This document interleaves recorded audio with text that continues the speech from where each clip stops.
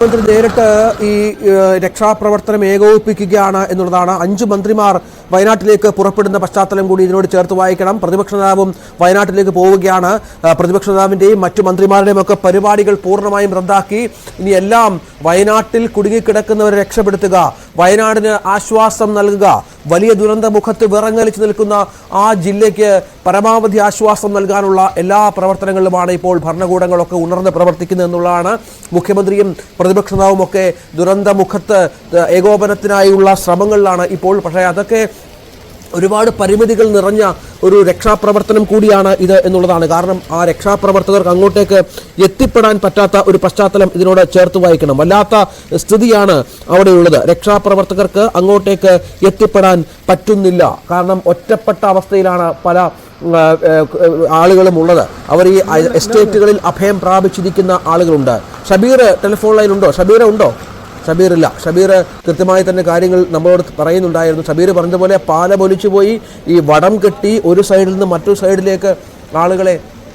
ശ്രീ സുഭാഷ് ചന്ദ്രബോസ് ഉണ്ട്, ദുരന്ത നിവാരണ വിദഗ്ധൻ. അദ്ദേഹം നമ്മോടൊപ്പം ചേരുന്നുണ്ട്. ശ്രീ സുഭാഷ് ചന്ദ്രബോസ്, ഇത് ഈ വയനാട് എന്നൊക്കെ പറഞ്ഞാൽ നമ്മൾ പലതവണ ഈ ദുരന്തം ഉണ്ടാകും, ദുരന്തമുഖത്താണ് എന്ന് ചർച്ച ചെയ്തിട്ടുണ്ട്. ഇപ്പോൾ സംഭവിച്ചിരിക്കുന്നത് അസാധാരണമായ ഈ കമ്പയർ ചെയ്യാൻ പറ്റാത്ത തരത്തിലുള്ള ഒരു വല്ലാത്ത അവസ്ഥയാണ്. എത്ര പേർ മരിച്ചിട്ടുണ്ടെന്നോ എത്ര പേർ കുടുങ്ങിക്കിടപ്പുണ്ടെന്നോ എന്നുള്ള വ്യക്തമായൊരു ധാരണ നമ്മുടെ സംവിധാനങ്ങൾക്കൊന്നും ലഭിക്കാത്ത ഒരു സാഹചര്യമുണ്ട്. എങ്ങനെയാണ് ഇതിനെ മറികടക്കാനാവുക ശ്രീ സുഭാഷ് ചന്ദ്രബോസ്? അതായത് ഇപ്പോൾ നമുക്ക് ഇപ്പോൾ ദുരന്തം ഉണ്ടായിരിക്കുന്ന സ്ഥലം എന്ന് പറയുന്നത് പുത്തുമല എന്ന് പറയുന്ന കുറച്ച് നേരത്തെ ദുരന്തം ഉണ്ടായ സ്ഥലമുണ്ടല്ലോ കഴിഞ്ഞ വർഷം. അതെ അതെ അതെ അതെ അവിടെ 4 കിലോമീറ്റർ ആണ്. 4 കിലോമീറ്റർ അതിന്റെ അതേ ബെൽറ്റിൽ വരുന്ന കിലോമീറ്റർ എന്ന് പറഞ്ഞാൽ ഞാൻ ഭൂമിശാസ്ത്രപരമായി പറയുമ്പോൾ അതേ ബെൽറ്റിൽ വരുന്ന ഏരിയയാണ്. മാത്രമല്ല 30 വർഷം മുമ്പും 2019 ഇതേ സ്ഥലത്ത് തന്നെ ഉരുൾപൊട്ടൽ വന്നിട്ടുണ്ട്. അപ്പോ ഒരു ഉരുൾപൊട്ടൽ മേഖലയാണത്. അപ്പൊ അതുകൊണ്ട് തന്നെ അവിടെ അതിനാവശ്യമായ ഒരു പ്രിക്കോഷൻസ് വേണം. പക്ഷെ ഇപ്പൊ വേണ്ടത് അതല്ല. ആ ചർച്ചയ്ക്ക് ഉപരിയായിട്ട് ഇപ്പൊ വേണ്ടത് ആളുകൾ പാനിക്കാകാതെ പിന്നെ ഈ അവിടെ എന്തെങ്കിലും രക്ഷാപ്രവർത്തനം നടത്താൻ കരുത്തുള്ള ചെറുപ്പക്കാർ മാത്രം, മറ്റൊരാളും അങ്ങോട്ട് പോകരുത്, മാത്രം പോലീസിന്റെയും ഫയർഫോഴ്സിന്റെയും NDRFന്റെയും സഹായത്തിന് കൊടുക്കാമെന്ന് പറഞ്ഞ് അവർ സഹായം അഭ്യർത്ഥിച്ചാൽ മാത്രം അങ്ങോട്ട് പോകുന്ന, ബാക്കി ഒരാൾ പോലും അങ്ങോട്ട് പോകരുത്. ഈ സൈന്യവും സംവിധാനങ്ങളും എല്ലാം പോയിക്കൊണ്ടിരിക്കുകയാണ്. അവർക്ക് രക്ഷാപ്രവർത്തനം നടത്തണം. അവിടെ ചെന്ന് കഴിഞ്ഞാൽ മറ്റുള്ളവർ കൂടിക്കഴിഞ്ഞാൽ ബുദ്ധിമുട്ടാണ്. അവിടെ സെൽഫി എടുക്കാനോ ഫോട്ടോ എടുക്കാനോ മറ്റ് രക്ഷാപ്രവർത്തനോ എന്നൊക്കെ പറഞ്ഞ് ആരും പോകരുത്.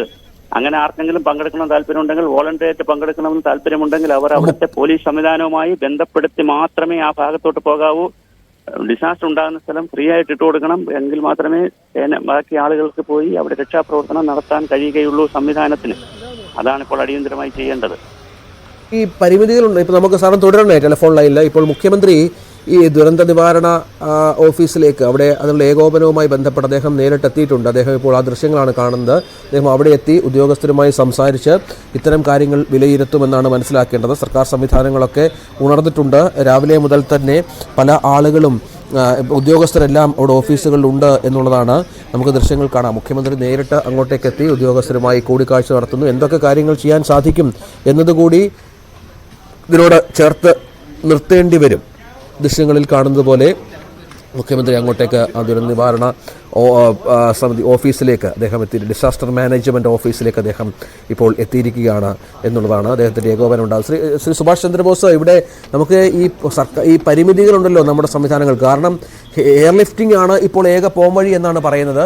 അവിടെ ഹെലികോപ്റ്ററിന് ആദ്യം വന്നപ്പോൾ ഇല്ല, അദ്ദേഹം ടെലിഫോൺ ലൈനില്ല. അദ്ദേഹത്തിലേക്ക് വരാമെന്ന് കഴിയുന്നു. നമുക്ക് ആ മാധ്യമപ്രവർത്തകനെ കൂടി നമുക്കൊന്ന് കണക്ട് ചെയ്യണം, ഷബീറിനെ കൂടി. ഡാൻ മുഖ്യമന്ത്രി എത്തിയല്ലേ?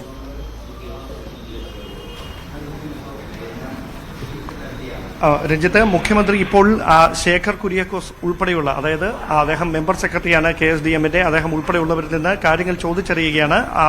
ഇപ്പോൾ സ്ക്രീനിൽ കാണുന്ന ഈ വലിയ LCD പ്രൊജക്ടറുകളിൽ അപകടം നടന്ന സ്ഥലത്തിന്റെ ഒരു രേഖാചിത്രം, ഭൂപടമൊക്കെയുണ്ട്. ആ ഭൂപടം വെച്ചുകൊണ്ട് ഏതൊക്കെ സ്ഥലങ്ങളിലാണ് ഇപ്പോൾ ദുരന്തം ബാധിച്ചിരിക്കുന്നത് അത് ഉദ്യോഗസ്ഥർ അദ്ദേഹത്തിന് മുമ്പിൽ വിശദീകരിക്കുകയാണ്. ടിങ്കു ബിസ്വാൾ ഉൾപ്പെടെയുള്ള മറ്റ് ഉന്നത ഉദ്യോഗസ്ഥരും മുഖ്യമന്ത്രിക്ക് ഒപ്പമുണ്ട്. സ്വാഭാവികമായി ഇവിടെ നിന്ന് അദ്ദേഹം ഈ കാര്യങ്ങളൊക്കെ മനസ്സിലാക്കി മനസ്സിലാക്കിയതിനു ശേഷം ആവശ്യമെങ്കിൽ ഞാൻ നേരത്തെ സൂചിപ്പിച്ച പോലെ കേന്ദ്ര സർക്കാരിന്റെ സഹായം തേടും. സ്വാഭാവികമായി 2 ഹെലികോപ്റ്ററുകൾ വൈകാതെ തന്നെ മേപ്പാടിയിലെ SKJM സ്കൂൾ ഗ്രൗണ്ടിലേക്ക് എത്തുമെന്ന് നേരത്തെ തന്നെ അറിയിച്ചിരുന്നു. അതിനും അപ്പുറത്തേക്ക് സൈന്യത്തിന്റെ സഹായം ആവശ്യമായി വരും എന്ന് തന്നെയാണ് നമുക്ക് മനസ്സിലാക്കാൻ കഴിയുന്നത്. കാരണം നമ്മുടെ സംവിധാനങ്ങൾ ഉപയോഗിച്ചുകൊണ്ട് ഈ പാലങ്ങൾ നിർമ്മിക്കുക കൃത്രിമമായി എന്നൊക്കെ പറയുന്നത് സങ്കല്പിക്കാൻ പറ്റാത്ത കാര്യമാണ്. കാരണം അതിശക്തമായി കുത്തിയൊഴുകുന്ന പുഴയാണ്. അതിന് കുറുകെ അങ്ങനെ പാലം നിർമ്മിക്കാൻ സൈന്യത്തിന് മാത്രമേ കഴിയുകയുള്ളൂ. അങ്ങനെയാണെങ്കിൽ ഔദ്യോഗികമായി സംസ്ഥാനം കേന്ദ്ര സർക്കാരിന്റെ സഹായം ആവശ്യപ്പെട്ടേക്കാം എന്ന സൂചനകളാണ് ലഭിക്കുന്നത്. വൈകാതെ തന്നെ അതുമായി ബന്ധപ്പെട്ട ഒരു സ്ഥിരീകരണം ഉണ്ടാകുകയും ചെയ്യും. സ്വാഭാവികമായി ദുരന്തത്തിന്റെ വ്യാപ്തി സമാനതകളില്ലാത്തതാണ് എന്ന ഔദ്യോഗികമായ വിശദീകരണം വരുമ്പോഴും എത്രയധികം ആളുകൾ കുടുങ്ങിക്കിടക്കുന്നുണ്ട് ഇനിയും എന്ന കാര്യത്തിലാണ് വ്യക്തത വരാനുള്ളത്. അങ്ങനെ ഒറ്റപ്പെട്ട് കിടക്കുന്ന സ്ഥലങ്ങളിൽ നിന്ന് അവരെ പൂർണ്ണമായും സുരക്ഷിത സ്ഥാനത്തേക്ക് മാറ്റുക എന്ന പ്രധാനപ്പെട്ട വെല്ലുവിളിയാണ് സർക്കാരിന് മുമ്പിലുള്ളത്. അതുകൊണ്ട് തന്നെയാണ് എത്രയും പെട്ടെന്ന് തന്നെ മന്ത്രിമാരുടെ സംഘം അവിടേക്ക് എത്തി ഈ രക്ഷാദൌത്യത്തെ ഏകോപിപ്പിക്കുന്നതിന് വേണ്ടിയിട്ടുള്ള നീക്കങ്ങൾ രാവിലെ മുതൽ തന്നെ പുരോഗമിച്ചുകൊണ്ടിരിക്കുന്നത്. മുഖ്യമന്ത്രിയുടെ വസതിയിലും റവന്യൂ മന്ത്രി ഉൾപ്പെടെയുള്ളവർ എത്തി അവിടെ അടിയന്തരമായ യോഗം ചേർന്നതിന് ശേഷമാണ് അദ്ദേഹം ഇപ്പോൾ ഈ ദുരന്ത നിവാരണ സേനയുടെ ആസ്ഥാനത്തേക്ക് ഇതിന്റെ ദൃശ്യങ്ങളടക്കം കണ്ട് അതിൽ ഒരു സ്ഥിരീകരണം വരുത്തി കേന്ദ്ര സർക്കാരുമായി ബന്ധപ്പെട്ട തുടർ നീക്കങ്ങൾ എങ്ങനെയായിരിക്കണം എന്ന കാര്യത്തിൽ ഒരു തീരുമാനം എടുക്കുന്നതിന് മുന്നോടിയായി ഇവിടേക്ക് എത്തിയിരിക്കുന്നത്. സ്വാഭാവികമായി അവിടേക്ക് എത്തുന്ന വഴികളിൽ അതിശക്തമായ മഴ ഉണ്ട്. വടക്കൻ കേരളത്തിൽ മുഴുവൻ ദിവസങ്ങളായി തുടരുന്ന മഴയാണ്.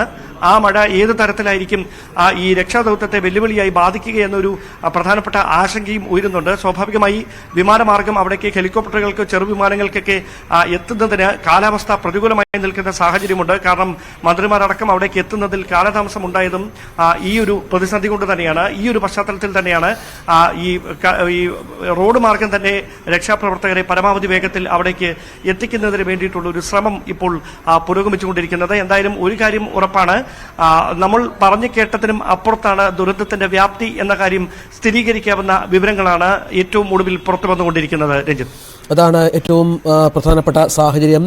ഏറ്റവും നിർണായകമായ നിമിഷങ്ങളാണ്. കാരണം സർക്കാർ ഈ വിഷയത്തിൽ ഏകോപനത്തോടുകൂടി തന്നെ ഇനി മുന്നോട്ട് പോയേ മതിയാകൂ. കാരണം അത്രയധികം വലിയ തോതിലുള്ള രക്ഷാപ്രവർത്തനത്തിലേക്ക് കാര്യങ്ങൾ പോകേണ്ടതുണ്ട്.